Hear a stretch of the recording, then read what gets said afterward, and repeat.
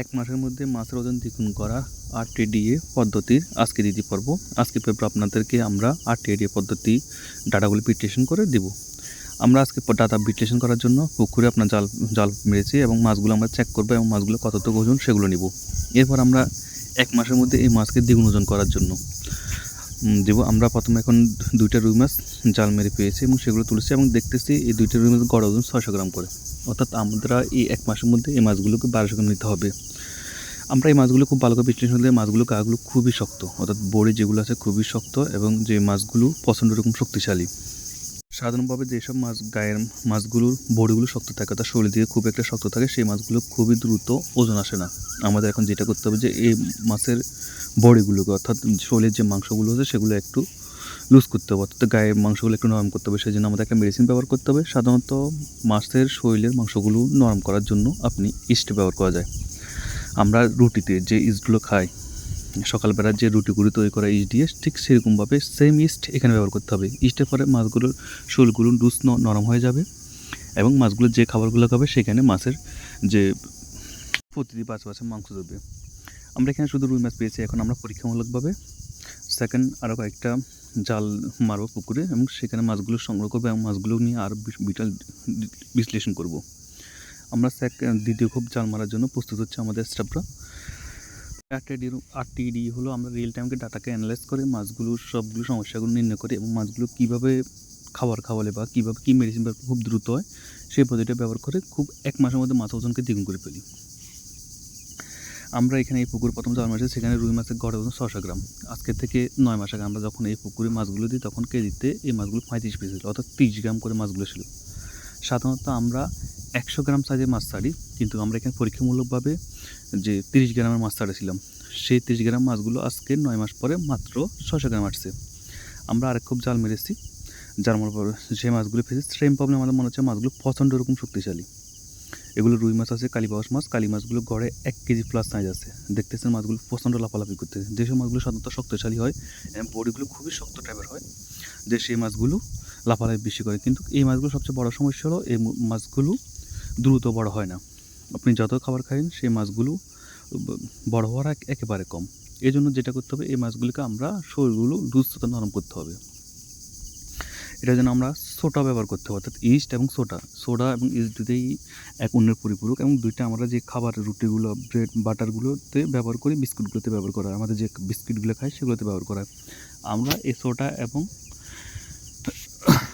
East দুইটা মাছের যে খাবার আছে সেই খাবার সাথে খাইয়ে দিব। এতে মাছগুলো নরম হবে আমরা এবং এতে মাছগুলো যে খাবারগুলো খাবে সেগুলো বডির মধ্যে জমবে এবং বডির মধ্যে মাংস বৃদ্ধি পাবে।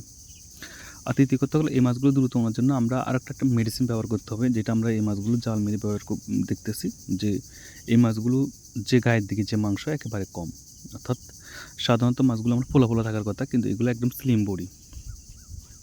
এগুলো গায়ের দিকে শক্ত হওয়ার জন্য প্রচণ্ড রকম লাফালাফি করতেছে এবং এর মাধ্যমে আমরা সব ধরনের ডাটাই মোটামুটি বিশ্লেষণ করা শেষ। এখন আমরা একটা সিদ্ধান্ত আসবো যে আমরা প্রথমত এই পুকুরে 300 কেজি করে খাবার দিই এবং এই 300 কেজি খাবারের সাথে আমরা এখন কন্টিনিউসলিভাবে 5 গ্রাম করে সোডা, 3 গ্রাম করে ইস্ট এবং যে আমরা একটা মেডিসিন আছে যেটা হার্বাল জাতীয়, মাছকে খুব দ্রুত পালন করে, মাছের শৈলিক যে গঠনপত্র আছে সেগুলো ঠিক রাখে, মাছের বডির এবং ইনসাইড আউটসাইড দুইটাই ঠিক রাখে, সেই মেডিসিনটা আমরা ব্যবহার করব।